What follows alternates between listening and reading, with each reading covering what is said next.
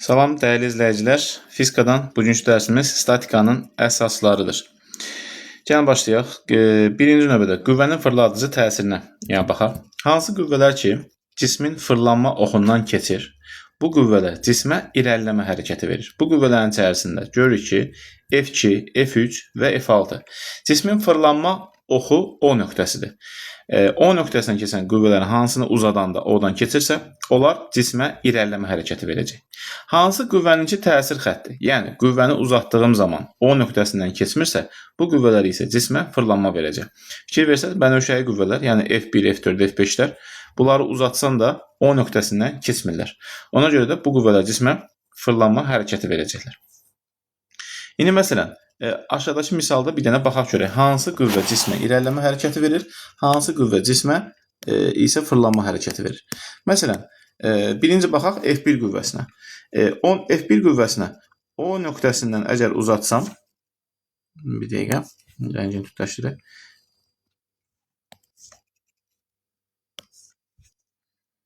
Uzadıram, O nöqtəsindən keçir. Deməli, bizə irəliləmə verənləri yazaq. İrəliləmə verənlər, bir də aşağıda yazaq, əlavə olaraq da deməli fırlanma verənlər. Deməli F1-i uzatdıq, O'dan keçdi. Keçdisə demək irəliləmə verəcək. F1 burada. Gəldi F2-ni uzadaq. F2-ni uzatsaq, biz görərik ki, F2 O nöqtəsindən keçmir, uzatdım. O zaman demək ki, F2 fırlanma verəcək. Gəldi F3 qüvvəsinə. F3 qüvvəsini uzatsam, yenə fikir versəz, O nöqtəsindən mərkəzdən keçir, O'dan keçmir. O'dan keçməsi lazımdır. O'dan keçmirsə demək nə edir? Fırlanma hərəkəti verir. F3-də. F4 qüvvəsinə baxın.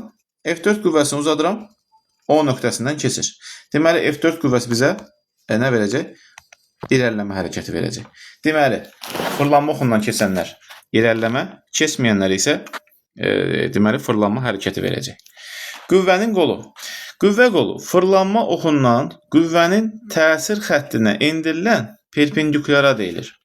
Deməli, qüvvə qolu həmişə qüvvəyə perpendikulyar istiqamətdə yönəlməlidir. Fikir versəz, birinci halda, məsələn, bizdə O nöqtəsi verilib. O nöqtəsindən F qüvvəsinə mən perpendikulyar endirdiyim zaman həmən o D-miz elə bərabərdir. İkinci şəklə baxsanız, bu O nöqtəsindən qüvvənin təsir xəttinə perpendikulyar endirirəm, bu olacaq qüvvənin qolu, D. Amma D-ni necə tapa bilərəm? Bucağa sinusunu yazıram. Sinus alfa bərabərdir. Qarşıdakı katetin hipotenüz olan nisbəti D bölünsün L olacaq. Deməli, D bölünsün L-dirsə, onda D-ni tapanda olacaq bizdə nə? L sinus alfa kimi təyin olacaq. Deməli, bu. Bu da oldu ikinci halda olan qüvvənin qolu. Gəlin növbəti, qüvvə momenti. Qüvvə ilə onun qolunun hasilinə bərabər olan fiziki kəmiyyət qüvvə momenti adlanır. Qüvvə momenti əlbəttə ki, vektorial kəmiyyətdir. Yəni, M bərabərdir FD-dən həm F-miz vektorialdır. Onu skalyar bir ədədə vuranda alınan ədəddə olacaq vektorial. M həm F-dən, həm D-dən hər ikisinin asılı düz mütənasib. İndi məsələn, bayaqki şəklə uyğun olaraq birinci hal üçün qüvvənin qolunu tapaq. Qüvvə momentini tapaq. Deməli, ilkin halda söhbətimiz nədərdir? D-miz elə bərabərdir. Ona görə də bu qüvvənin qolunu tapanda M bərabərdir. F vurulsun L. O da F vurulsun D olacaq. İndi, ikinci halda uzunluq bizdə elə bərabərdir. Başlayayım. Burada deməli F vurulsun D olacaq. F vurulsun D. D-miz də L sinus alfa olduğuna görə deməli onun qolu M bərabərdir. F-də sinus alfa şəklində təyin olunacaq. İndi cismin tarazlığının şərti. Tarazlığın iki şərti var. Əgər cisim irəliləmə hərəkəti icra edirsə, onun tarazlıqda qalması üçün əvəzləyici qüvvənin sıfıra bərabər olması lazımdır. Bu nədir? Newtonun birinci qanunu. Newtonun birinci qanunundan çıxan nəticə nə idi? Cisim əgər bərabər sürətlə hərəkət edirsə və yaxud da sükunətdədirsə, onda əvəzləyici qüvvə sıfıra bərabər idi. Deməli, bu linci, biz burada linç qoymuşuq. Lincimiz bizim ya sükunətdədir və yaxud da bərabər sürətlə hərəkət edir. Ona görə əvəzləyici qüvvə sıfırdırsa, yuxarı təsir edən qüvvələrin cəmi nə olmalıdır? Aşağı təsir edən qüvvələrin cəminə də bərabər olmalıdır. İndi mən burada dayağın reaksiya qüvvəsini nəzərə almamışam əlbəttə ki. Burada məsələn dayağın reaksiya qüvvəsini götürmürəm. Onun təsirini 0 deyə götürmüşəm. Ona görə F1 üstəgəl F3 bərabərdir F2 üstəgəl F4-dür. Əgər dayağın reaksiya qüvvəsi ilə nəzərə almış olsan, onda təbii ki, yuxarı doğru n-də yazsaq, onda deməli nə olacaq? Onda olacaq F1 ilə F3-ün cəmi bərabər olacaq F2 n üstəgəlinsin F4. Bu formada. Əgər cisim fırlanma hərəkəti icra edirsə, onda onu əks istiqamətdə fırladanlar, bir-birinə nəzərən əks istiqamətdə fırladan momentlər qiymətcə bir-birinə bərabər olmalıdır. İndi biz baxsaq görərik ki, F1 qüvvəsindən bastığımız zaman linkimiz bizim saat əqrəbinin əks istiqamətində. Eyni zamanda F4-dən də dartdığımız zaman linkimiz saat əqrəbinin əks istiqamətində fırlanır. F2 ilə F3 isə linki saat əqrəbi istiqamətində fırladır. Hara nəzərən? Ortadakı dayağa nəzərən söhbət gedir. Ona görə 1 ilə 4-ün momentlərinin cəmi 2 ilə 3-ün momentlərinin cəminə bərabər olmalıdır. Deməli, eyni istiqamətdə olanları, eyni istiqamətdə fırladanları toplayırıq, əks istiqamətdə fırladanlara bərabərləyirik. Təbii ki, yaza bilərsən. M1 əvəzinə yaza bilərsən F1 D1, M4-ün əvəzinə F4 D4, M2 F2 D2, M3 F3 D3 olar. Cismin tarazlığının növləri. Demək, cismin tarazlığının 3 növü var uşaqlar. Dayanıqlı tarazlıq, dayanıqsız tarazlıq və fərqsiz tarazlıq. Dayanıqlı tarazlıq nədir? Cismi tarazlıqdan çıxartdığımız zaman, əgər o öz başına əvvəlki vəziyyətinə qayıdırsa, bu tarazlığımız bizim dayanıqlı tarazlıqdır. Bunun qayıtma səbəbi nədir? Bunun qayıtma səbəbi, uşaqlar fikir versəz, yəni ağırlıq qüvvəsi ilə N dayağın reaksiya qüvvəsinin ikisinin əvəzləyicisi F mavi rəngdə qüvvə ortaya çıxır. Biz onu tarazlıqdan çıxardanda, ora gətirib qoyun, həmən o qüvvə cismi əvvəlki vəziyyətinə qaytarır. Tarazlıqdan cismi çıxartdım. Bir müddətdən sonra əgər müdaxilə eləməsəm, sürtünmə qüvvəsinin təsiri altında ən sonunda cisim gəlib başdakı tarazlıq vəziyyətində qalacaq. Dayanıqlı tarazlıq halında cisimlər minimum potensial enerjiyə malikdir. Niyə? Çünki səviyyələri yerə daha yaxındır. Ona görə. İkinci gəldi dayanıqsız tarazlıq. Cismi tarazlıq vəziyyətindən çıxartdığımız zaman, əgər o öz başına əvvəlki vəziyyətindən uzaqlaşırsa, onda bu olacaq nə? Dayanıqsız tarazlıq. Fikir versəz, ağırlıqla dayağın reaksiya qüvvələrinin əvəzləyicisi F tarazlıqdan kənara doğrudur. Ona görə cisim oradan uzaqlaşa gedir. Deməli, dayanıqsız tarazlıq halında cisimlər maksimum potensial enerjiyə malikdirlər. Çünki səviyyələri yerin səthindən daha yüksəkdə olur. Ona görə. Gəlir növbəti 3-cü halımız fərqsiz tarazlıq. Fərqsiz tarazlıq cismi tarazlıqdan çıxardırıqsa, əvvəlki vəziyyətinə qayıtmır və yaxud da uzaqlaşmırsa, o zaman bu tarazlığımız fərqsiz tarazlıqdır. Fikir versəz, fərqsiz tarazlıq halında eyni zamanda əvəzləyici qüvvə də yoxdur. O da 0-a bərabərdir. Deməli, cismin tarazlığı bir də nədən asılıdır? Cismin ağırlıq mərkəzi yerə nə qədər yaxın olarsa, cisim bir o qədər dayanıqlı olur. Biz bunu hardan görürük? Məsələn, güləşçilər həmişə onlar döyüşməyə çıxdıqları zaman fikir versəz, yerə əyilmiş vəziyyətdə dururlar. Niyə? Çünki tarazlıq vəziyyətlərini yerə yaxın elədiklərinə görə onları yerindən tərpətmək daha çətin olur. İkincisi, cismin dayanıqlı olması üçün onun oturacağının sahəsi də daha böyük olmalıdır. Oturacağı böyük olan cisim daha dayanıqlı olur. Məsəl üçün, aşağıdakı şəkildən görürük ki, məsələn, buradakı bir şəklinin dayanıqlığı iki şəklinə baxanda daha çoxdur. Çünki oturacağın sahəsi böyükdür. Statikanın ən əsası özəyi nədir? Sadə mexanizmlərdir. Deməli, sadə mexanizmlər üçün əsas qızıl qaydamız var. Nədir? Heç bir sadə mexanizm işdə qazanc vermir. Buradan çıxan nəticə nədir? Sadə mexanizmlərdə qüvvədə neçə dəfə qazanırıqsa, məsafədə o qədər itirməliyik. Məsələn, qüvvədə 5 dəfə qazanmısansa, demək, məsafədə 5 dəfə itirməlisən. Məsələn, sən cismi yuxarı qaldıranda 50 kiloqramlıq bir yükdür. Sən 50 newton olsun, 50 newtonluq bir yükdür. Sən onu yuxarı qaldıranda 10 newtonluq bir qüvvə tətbiq eləmisənsə, deməli, sənin, məsələn, ipi dartdığın zaman 5 dəfə daha uzun ipdən istifadə edəcəksən. Məsələn, cismimiz əgər 3 metr yuxarı qalxıbsa, demək, sən 15 metr ipi salmalısan aşağıya. Bu formada. Deməli, sadə mexanizmlər iki tipə bölünür. Link tipli mexanizmlər. Bunlardan birincisi nədir? Birincisi əlbəttə ki, bizdə linkdir. Məsələn, lincə misal biz belə götürə bilərik. Yer bellədiyimiz anda olan vəziyyətini. Məsələn, çəkici göstərir, mismar çıxartdığımız zaman linç kimi istifadə edirsən. İkinci ifadə mexanizmimiz linç tiplərdən blokdur. Bloklar paltar asdığımız iplərə misal göstərə bilərik. Üçüncü isə dolama çarxdır. Dolama çarx həm bu fırlanan qapı qollarında istifadə olunur. Maşınların məsələn deyək ki, bu təkər sistemi var. Onlara da aid edə bilərik. Bir də quyudan suyu çıxartdığımız zaman o vedrəni yuxarı qaldıranda ip necə ki oradakı taxtanın üzərində dolanırsa, bax o da ona aiddir. İkinci mexanizmlərimiz mail müstəvi tipli mexanizmlər. Bunlar hansılardır? Birinci növbədə mail müstəvi. Bir ehtimallara görə, yəni piramidaları bundan tikiblər. İkinci bizim mexanizmimiz vintdir. Məsələn, banka qapaqlarının ağzı. Soramlarım ət maşının içərisində olan ilk dəfə vint Arximed tərəfindən kəşf olunub, çaydan su çıxartmaq üçün istifadə ediblər. Və üçüncüsü çift və yaxud da ki pas. Odun yardığımız zaman ortasına qoyuruq, üstünə balta ilə vururuq ki, həmin o məsələn deyək ki, odunu yara bilsin. Deməli, birinci başlayaq biz linkdən. Link. Linkin əsasən 3 növ var, uşaqlar. Deməli, birinci növ link.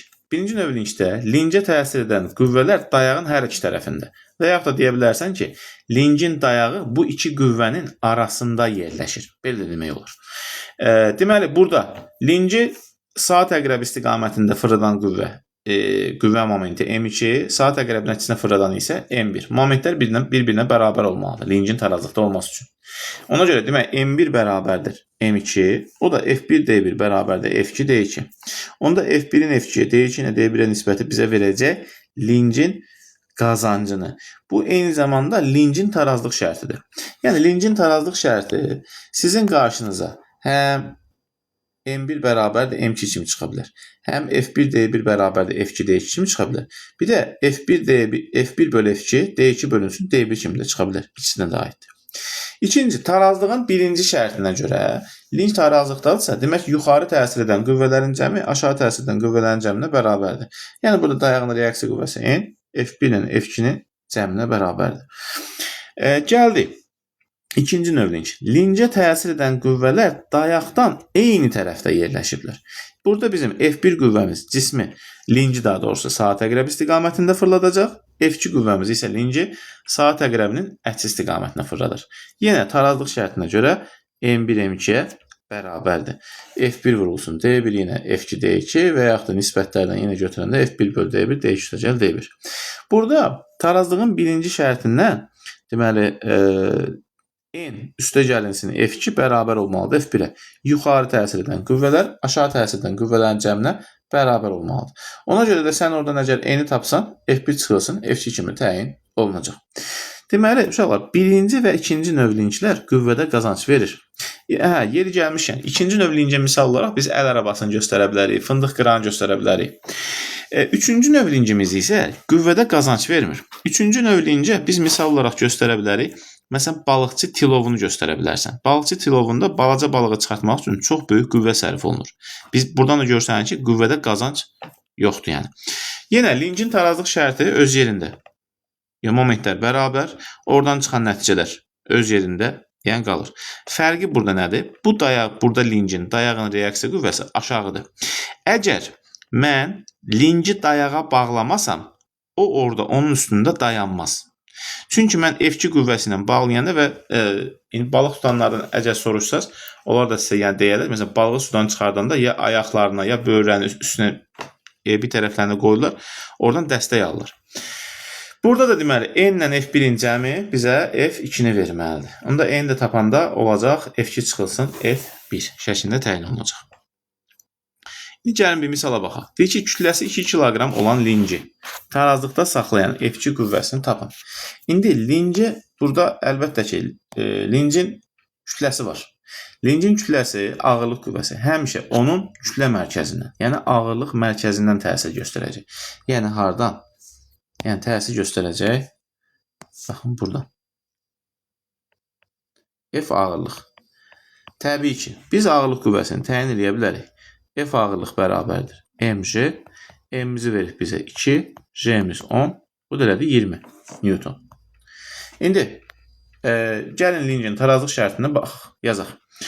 Bizdən istəyir F2 qüvvəsini tapmağı istəyir. İndi mən birinci növbədə baxmalıyam ki, hansı qüvvə linci hansı istiqamətdə fırladır. Elə bunu mavi ilə yazmışıqsa, davam elətdirək. Demək, bu linci bu tərəfə fırladacaq. Bu da linci bu tərəfə fırladır. Amma F1 qüvvəsi linci əks istiqamətdə fırlanacaq. F1 qüvvəsinin qolu buradan bura qədərdir. 2 dama. Ağırlıq qüvvəsinin qolu buradan bura qədərdir. 2 dama. F2-nin qolu haradır? Bunu ən çox uşaqların səhv elədiyi şeylərdən biri buradır. F2 qüvvəsinin qolunu götürəndə 3 götürürlər. Qüvvənin qolunun tərifi nə təyin? Qüvvənin təsir elədiyi nöqtədən dayağa, yəni onu fırlanma oxuna qədər endirilən perpendikular. Linç üçün biz deyirik ki, məsələn, əgər düzgün formada dayanan linçdirsə, deyirik ki, qüvvənin təsir elədiyi yerdən dayağa qədər olan məsafə, yəni bu məsafə, yəni bu eləyəcək 5. Deməli, lincin tarazlıq şərtinə görə nə yazmalıyıq? Deməli, birincinin momenti bərabər olmalıdır. Ağırlığın momenti ilə M2 momenti. Yazıram yerinə. F1 D1 bərabər F ağırlıq D ağırlıq üstə gəlinsin F2 D2. F1'imiz 80 Newton. D1 aldım 2. Ağırlığımızı tapdıq 20 Newton. Ağırlığın qolu 2. Üstə gəlinsin F2 vurulsun. D2'nin qolu nə tapdım? 5 tapdım. Deməli, 80 vurulsun ki 160, ondan 40'ı çıxdıq 120. Demək, onda F2 bərabərdir 120 bölünsün 5. O da eləyəcək 24 Newton. İndi, məsələn, əgər verməmişik, istəməmişik burada. Amma dayağın reaksiya qüvvəsinin yazası olsaq necə olar? Məsələn, dayağın reaksiya qüvvəsi qoydum. N. N-i tapsam necə tapacam? N bərabər olacaq F1 üstə gəl. F ağırlıq üstə gəlinsin F2. Yəni qolun bura dəxli yoxdur qüvvədə. Qüvvənin momentdə, yəni qolun dəxli olur. F1'imiz 80, ağırlığımız 20, opsiyonu tapdıq 24. Deməli 100 elədi 124 Newton. İndi ikinci misala baxaq uşaqlar. Yenə 5 kiloqram kütləli linci tarazlıqda saxlayan. Yenə lincin ağırlıq qüvvəsi var. Ağırlıq qüvvəsini qıraqda tapıram. Ağırlıq bərabərdir. mg, m'imiz 5, j'imiz 10. Bu ilədir 50 Newton. 50 Newton haradan təsir göstərir? Cismin ağırlıq mərkəzindən təsir göstərir. Bu oldu ağırlıq. Ağırlığın qolu nədir? 3. Burada isə təsir eləyən bir də nə var? Cismi yuxarı qaldıran elastiklik qüvvəsi var. Ağırlıq qüvvəsinin təsir altına açılır. F elastiklik, onun da qolu buradan bura qədərdir. Yəni 5 Newton. Deməli olmalıdır belə. M elastikliyin momenti bərabər olmalıdır. M ağırlığın momentinə. Biz bunu hesablamadan da birbaşa da yaza bilərik. Elastikliyin yerinə yazaram. Deməli F elastiklik vurulsun. D elastiklik bərabər olmalıdır. F ağırlıq vurulsun. D ağırlıq. Deməli elastikliyin yerinə yaza bilərəm. Kx yaza bilərəm. Kx vurulsun. Elastikliyin qolu 5. Bərabər də ağırlıq mg. Onun da qolu 3. Deməli, K-mızı verib bizə 300. Vurulsun x. Bərabər də mg-ni zaten bəyəklarını tapdıq. 50 vurulsun 3. Deməli, 3'ə ixtisar aparsaq elədi. Qaldı deməli 100. 100 ilə də 50'ni ixtisar aparsaq burada da qalacaq 2. Demək onda x bərabər olacaq 2'də 1. Yəni 0,5